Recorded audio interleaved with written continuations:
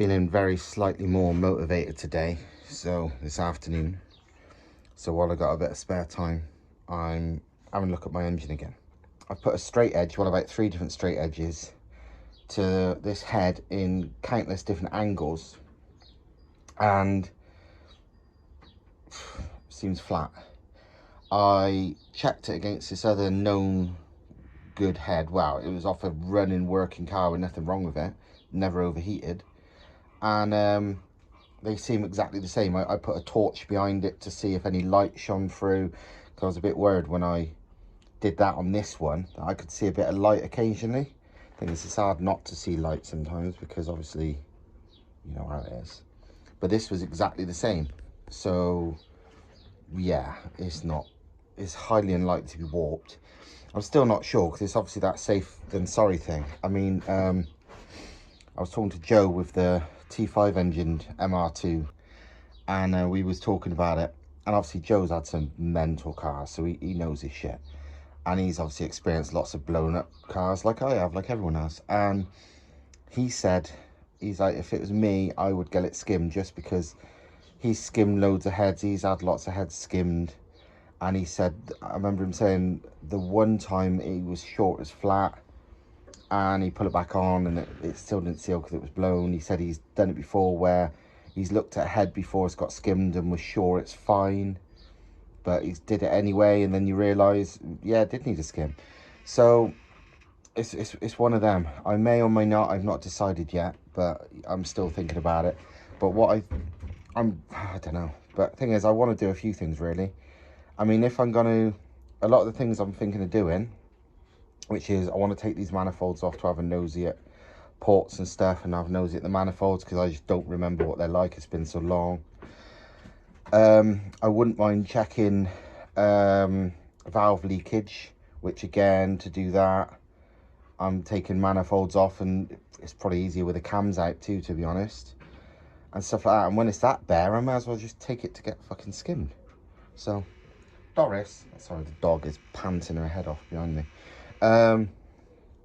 So yeah, I'm in two minds, but I'm still deciding. Another funny thing I thought I'd show you is, if you remember back to the start of this engine, I modified the combustion chambers basically to partly to de-shroud the valves for more flow, but not really that. The main reason is because I don't like squish pads on turbo engines. Squish pads, if you don't know, are the flat surfaces on combustion chambers, and on pretty much all standard heads they have them, and on the, I don't know about the vast majority, but most serious, like seriously serious turbo engine race cars, not like modified road cars, I mean like serious shit. Doris, stop panting, you're annoying me now. But yeah, most like serious race cars, these are either removed to make it a full bowl, or what they call softened, which is basically getting rid of the flat edge and just making it a smooth thing. And I often do that to heads, and I did it to these. I didn't totally remove them, sort of, kind of. On the inlet side, I mostly removed them. Doris, stop panting, it's really annoying me.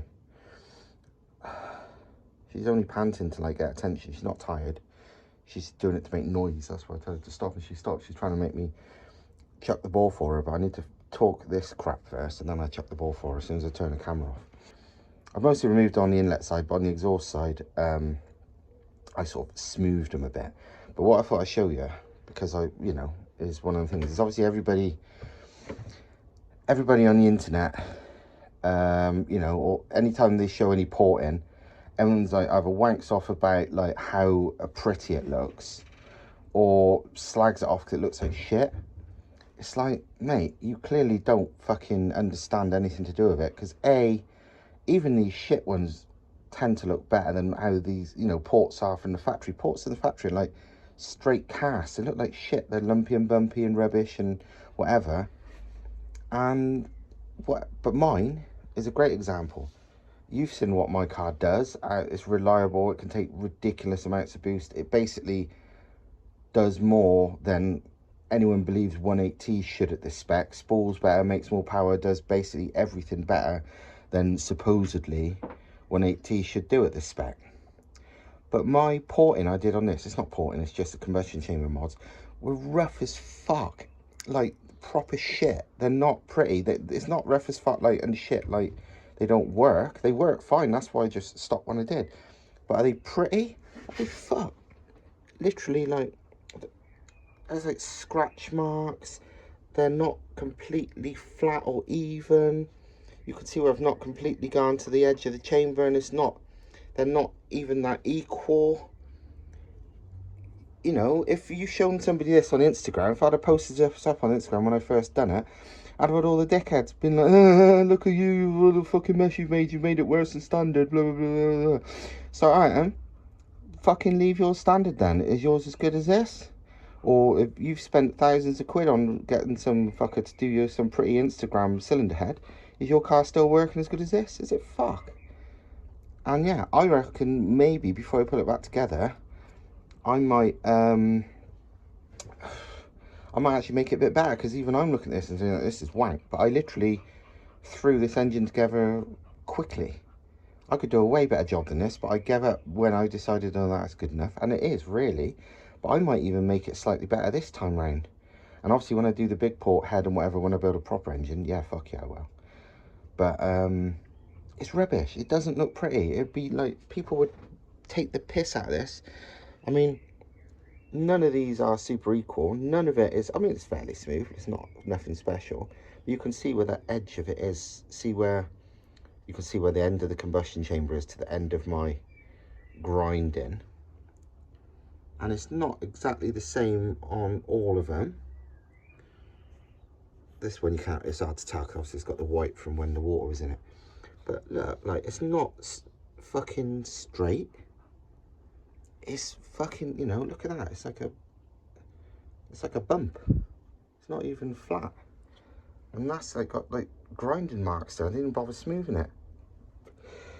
Basically, you ain't gonna win no fucking prizes or get any followers or subscriptions on Instagram with a head like this.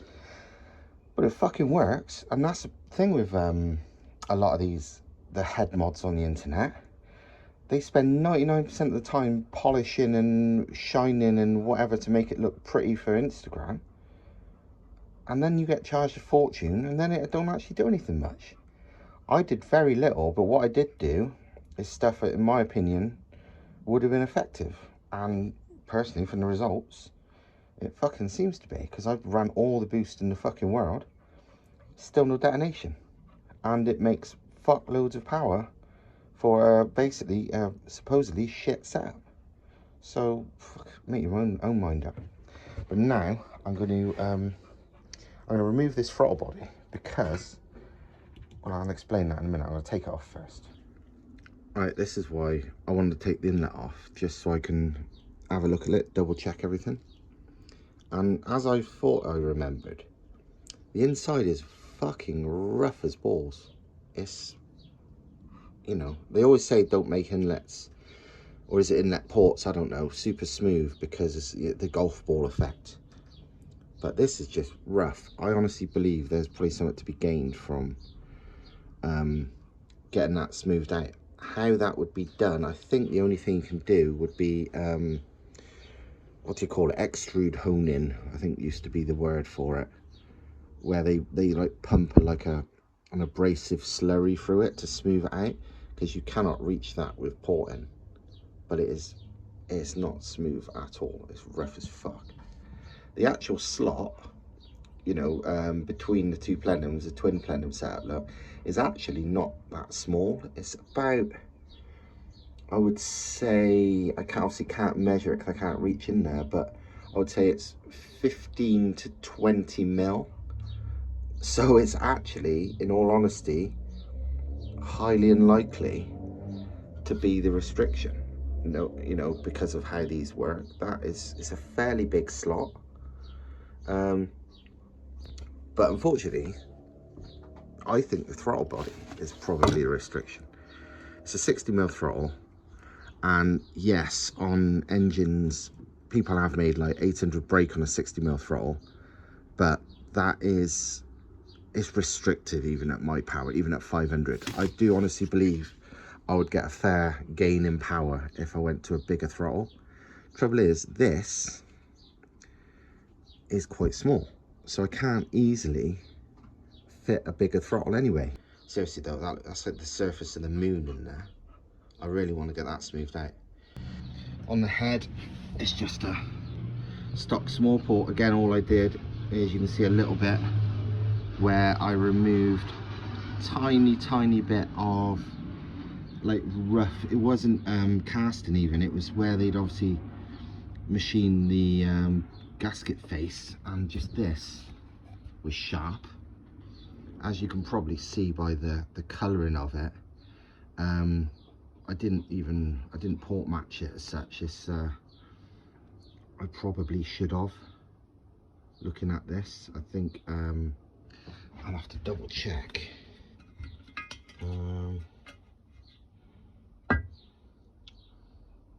I mostly,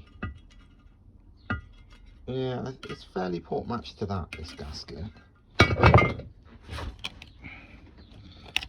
Did I to this? I don't remember. Yeah, you can see it's I could have done more. I mean, it's obvious from here. Look where the white is. So really, because what you should do if you're porting, if you're doing it right, it should go small to bigger, so there's no flat surface for the air to hit. But you can see on this where the white is, the ports were actually smaller than my inlet manifold ports, so it was a bit wank really. But yeah, but the difference is when you go big port, the well, let's see, say from here, it just gets rid of that material around the outside two valves, so it's a straight shot into all of them. So it's not bad as it is, and obviously you can probably see I'm sure you could knife edge the divider between the valves a bit nicer and stuff like that, but I just, as you can see, I've basically left it alone. I got rid of the sharp bits there and that's it. Again, in hindsight, I should have done a little bit more, but I literally lobbed this engine together, and then fucking hell, look how well it's done. Just got the exhaust manifold off. As you can see, the ports on the manifold are massive. They're the same size as the gasket. It's like literally 41 mil. Very big. The actual exhaust ports on the head, I didn't touch, so they're tiny, 35 or so. You see look at the gigantic difference.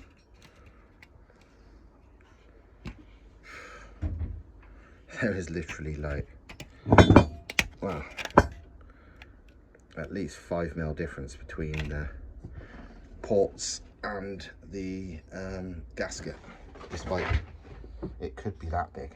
So yeah, but you don't really want to go too big on the exhaust ports because it slows down velocity. Whether it'd help on this, don't know. Maybe at this level, maybe not. It's kind of debatable. Big port heads actually got a very slightly bigger exhaust port as standard by about 2 mil, I think. But I don't know, it's a bit of a gamble. It's one of them things where you'd have to try it and see, because I've never seen any proof either way, and obviously it depends on your spec.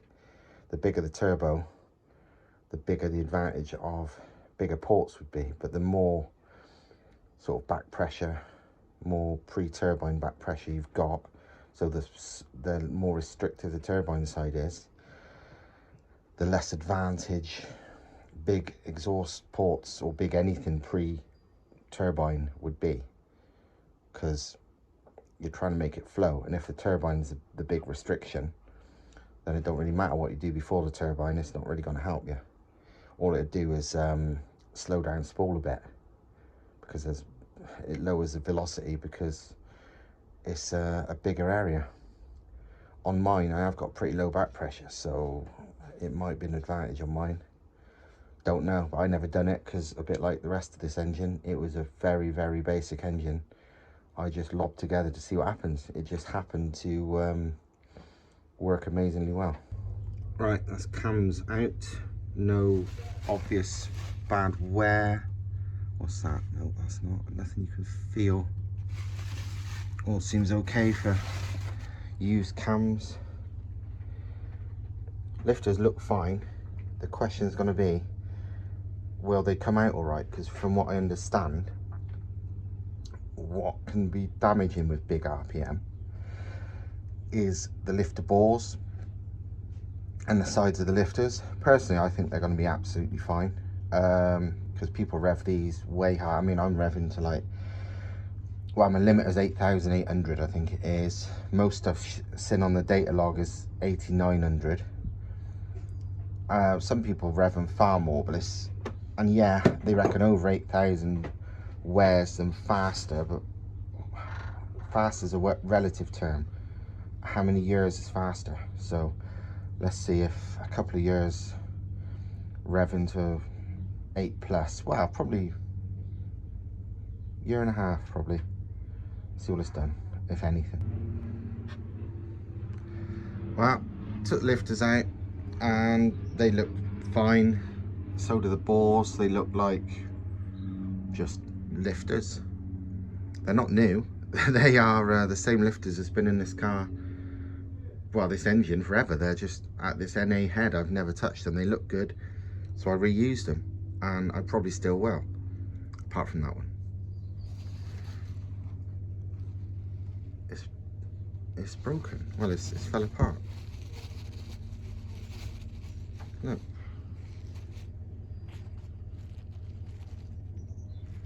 One of the inlet valve lifters, I forget which one, one of these, is in pieces. I didn't even know they can come apart, so I need to look into how fuck actually is, you know, is that an issue? Well, it's not an issue, I just need to replace it. I hope I haven't thrown them away, got loads of spares. I did have, God, I hope I haven't chucked them away. When we moved workshops, I binned loads of stuff, and this might turn to regret it when I realise I only need one lifter. Actually, what am I talking about? I've got loads of heads here. One of these heads will have a lifter. But yeah, that's all. But apart from that, the valves, the keepers and all that, nothing looks dodgy like it's been hammered in or mushroomed or anything. They all look fine. The walls of the lift, you know, the lifter bores all look fine. So yeah, it's okay. Okay, scratch that last one. They come apart more than I thought.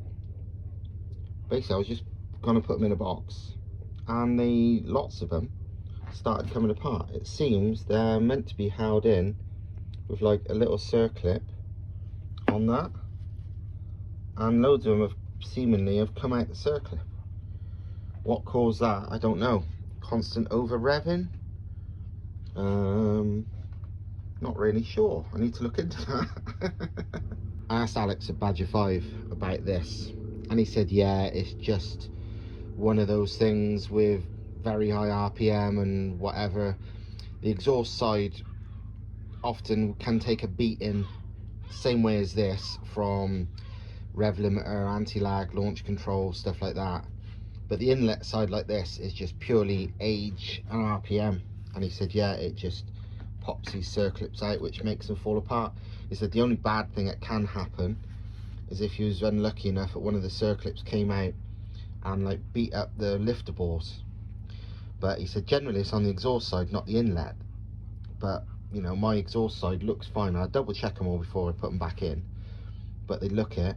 To be honest, these are like 25 odd years old, just out of a NA car, so it's just one of them things. I've got loads of spares, so I'll just probably just find some good used spares out of my collection and use them. You can buy new ones. I mean, it's about 300 quid for a new set, but seeing as this engine's only meant to be a, you know, a basic one, and I've got a better one to build, I don't really want to spend serious money building up this one, because if this starts costing me loads of money, I may as well just build the proper one and be done with it. Right, after a few weeks of feeling sorry for myself, I'm back on this. First job is I'm finishing removing all the nitrous.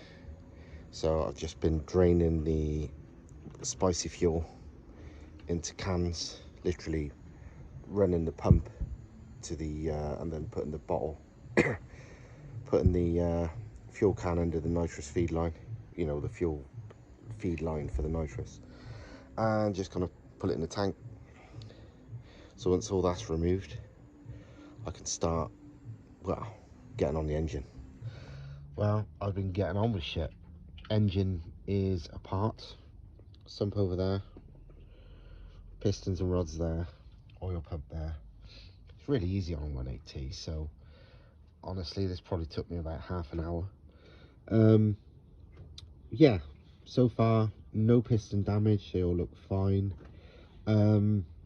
No any real damage. Bearings are worn, see they're down to the silver a bit, but nothing you can feel with your finger, but I'd say they need replacing.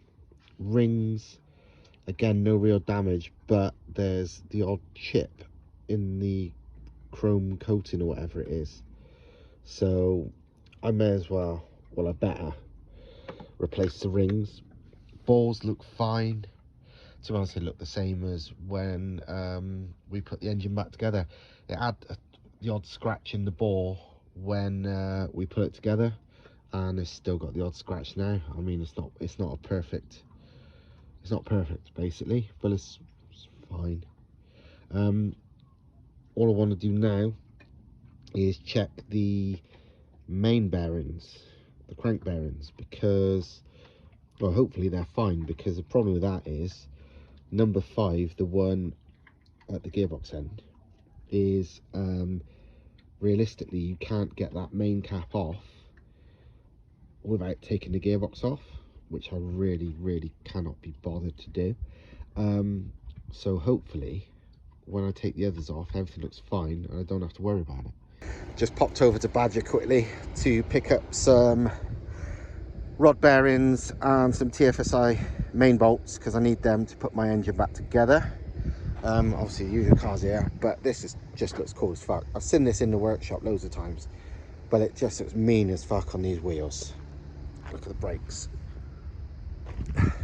It's funny, Mark III Golfs used to be like, I don't really like them, but they've proper aged brilliantly, and this thing's a weapon. I think it's VR6 on ITBs, and it's just so cool looking. That is just, the wheels do it. Proper Oz Super T's and serious Alcon brakes, and on the back. This thing's an absolute weapon. Love it. The engine is okay. Basically, things are worn, but nothing's broke. So this is my solution. Genuine Marley piston rings, TFSI main bolts, because you can't reuse main bolts once they're undone. ACL big end bearings, because they're not knackered, but they're worn, so I might as well fit new ones. And SPA head studs, because, wow, the LP head bolts didn't really work. So with all this fitted, head skimmed, put back together, hopefully should last another good while I build a proper engine for it for the future. A big port, big power, crazy thing. But for now, just need it to take the abuse and the current power. In other news, I got these for the Merc, so that'll be a future video of fitting these, as well as another video putting all the engine back together. But yeah, that'll do for this video. See you later.